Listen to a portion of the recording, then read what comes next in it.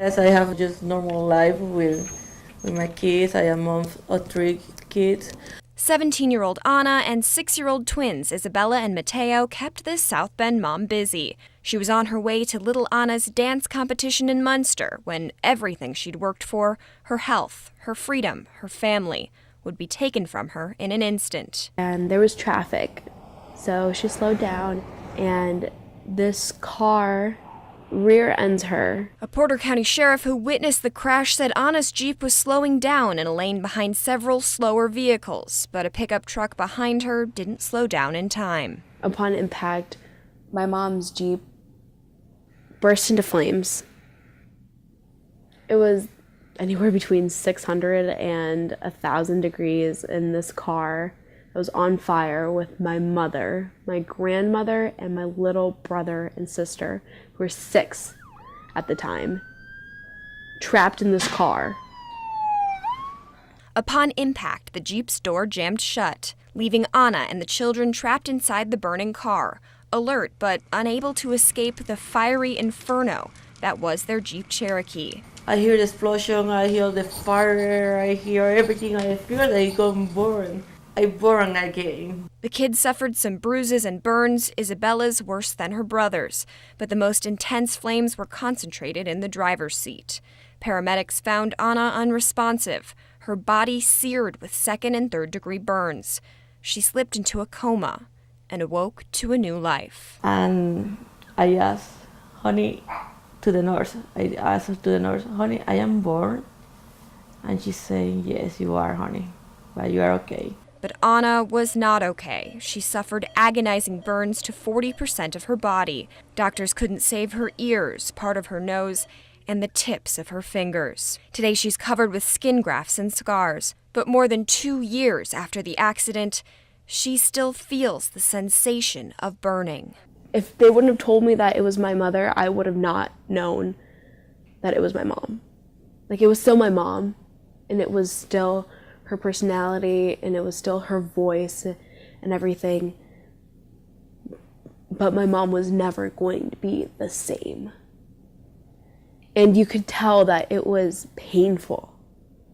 Like, you could see on her body how painful it must be. Just looking at it, I can't even imagine feeling that. But Anna says the worst part was losing her identity. She says the crash took everything from her, for a time, even her motherhood.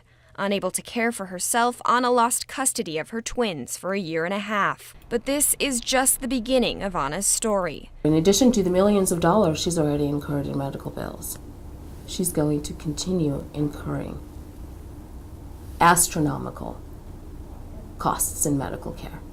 And she will also be on assistance for the rest of her life. And we're talking millions of dollars. And who's going to pay for that? She requires a constant stream of dozens of costly medications. And because of her injuries, she'll never work again. But what's even more concerning than how she'll ever manage to pay those bills, according to the Center for Auto Safety, Anna's fiery Jeep crash was no anomaly, but the fact that she lived is.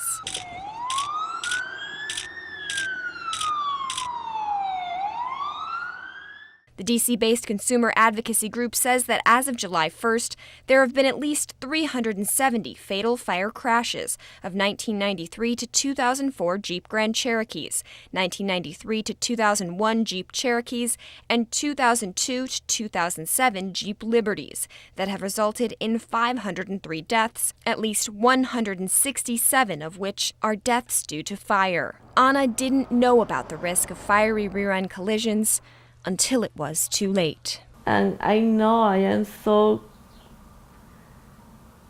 grateful to be here, to be alive, but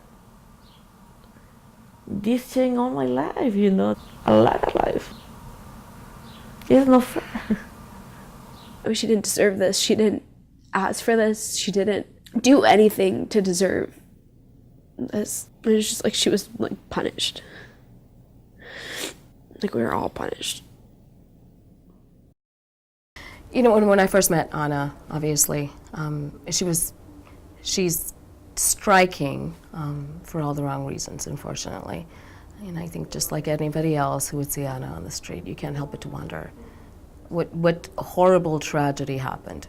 That horrible tragedy happened while Anna was driving her 2000 Grand Cherokee. The fuel tank, mounted in an area often called the crush zone or the crumple zone, ruptured upon impact, and Anna's car burst into flames. Anna was severely burned over 40% of her body, and it wasn't long before she learned that her fiery nightmare had also been a reality for other Jeep owners. What set her apart from most is that she lived to tell the tale. I know it's hard, but I have to go back and remember things that I can do it right now. To help Anna tell this story, let's go back to Elkhart in the late 1970s. The nationally publicized Ford Pinto trial put the spotlight on fuel tanks in the crush zone. That case led to a recall in 1978. The same year, an internal document to Chrysler's own chief safety engineer discusses the same fuel tank problem. It proposed the relocation of the fuel tank or the creation of a protective structure around it. That confidential memo was made public in part due to the efforts of Paul Sheridan. He spent 11 years as a manager at Chrysler, heading up the company's safety leadership. Chrysler fired and sued Sheridan for revealing confidential company information. Sheridan countered with a whistleblower lawsuit claiming he was fired for speaking out about safety issues.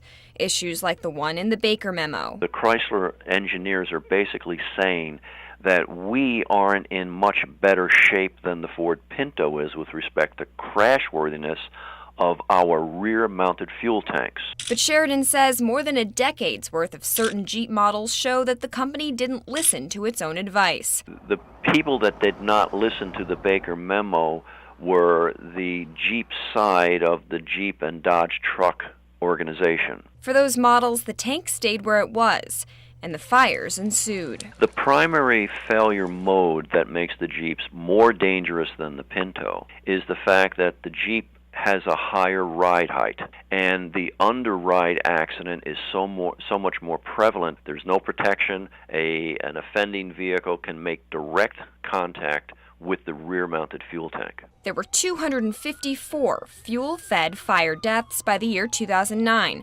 That's according to a count by the Center for Auto Safety. The group issued a letter to the National Highway Traffic Safety Administration asking for a defect investigation into the fuel tank design. NHTSA conducted its own investigation. It concluded there is a performance defect and a design defect that presents an unreasonable risk to the motor vehicle. Last June, NHTSA requested a safety recall on 1993 to 2004 Jeep Grand Cherokees and 2002 to 2007 Jeep Liberties.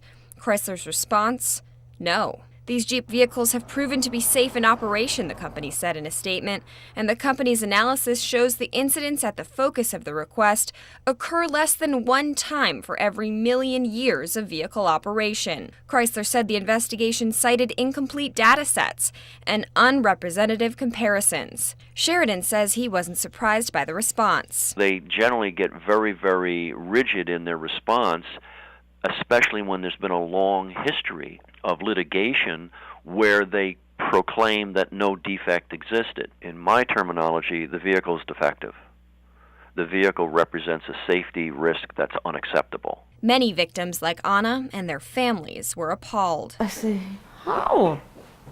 How they don't take the responsibility? She held up her amputated fingers and said, "And Chrysler is telling you there's no problem.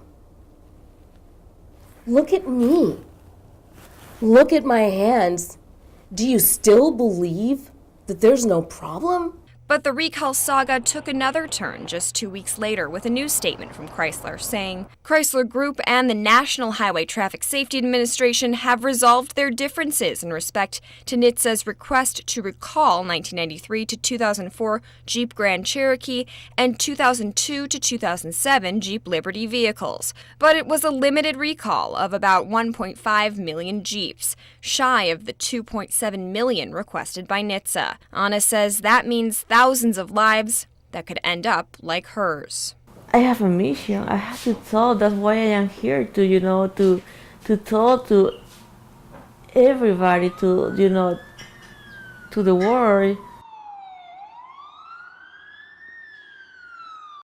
Well, according to the Center for Auto Safety, to date, not a single Jeep has been remedied under the recall, while at least 4 people have died and 2 more have been seriously burned in Jeep fire crashes in the last year.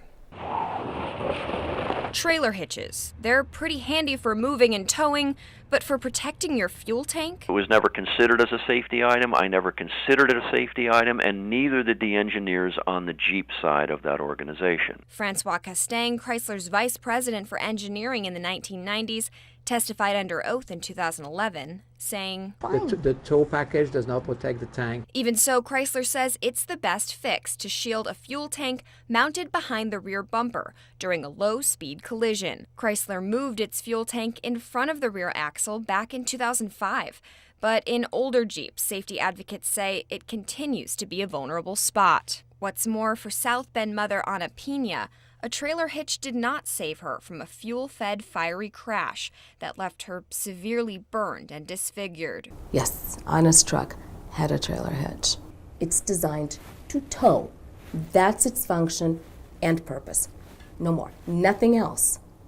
To suggest that a trailer hitch is now going to protect the gas tank, that's absurd. When asked to comment, Chrysler Group told News Center 16 that Anna's particular Cherokee did not fall under the recall. The vehicles are safe, said Chrysler. They met or exceeded all federal standards in effect when they were first sold. Chrysler cited NHTSA trailer hitch crash test data in defending their usefulness. The automaker also told News Center 16 that in many cases, fatal incident speeds were at least twice the level for current compliance. Even so, the rate of installing this controversial remedy on recalled vehicles has continued at an alarmingly slow rate. According to a July 2nd memo from NHTSA, Chrysler waited until December to select a hitch supplier, 6 months after the recall was announced. Assuming that Chrysler were to service all 1.56 million cars recalled, it will take the company more than 4.7 years to produce the required number of Grand Cherokee hitches and more than 2 years to produce the Liberty ones. The fact that they were not ready to go into mass production of the remedy within weeks of the announcement in June of last year tells you that they don't feel any sense of urgency and they don't feel any sense of moral commitment to those that were subsequently killed. 4 people have lost their lives since the recall was issued, while 2 others were severely burned. No matter how small the probability of the fire death event is, Chrysler and NHTSA are deciding that the roll of dice is what constitutes safety, not competent and urgent retrofitting of a competent remedy. And so the bottom line is more deaths and more injuries are going to occur. It's a thought that terrifies this victim, who sees every older model Jeep on the road as a ticking time bomb. I know it's hard, but I have to talk. That's why I am here to talk to everybody. It's not fair. Just last week, Chrysler responded to NHTSA's concerns over the pace of the recall. The company says its hitch supplier has increased its capacity and is expected to speed up the rate of production. Now again, this recall doesn't involve any Jeep models built in the last 7 or 8 years, only 1993 to 2004 Jeep Grand Cherokees and 2002 to 2007 Liberties. Ana Pina's vehicle, a 2000 Jeep Cherokee, was never recalled, even though it has the same unprotected fuel tank mounted behind the rear axle. She's made it her life's mission to make others aware of the possible dangers, no matter how small the probability. I'm Megan Hickey for News Center 16.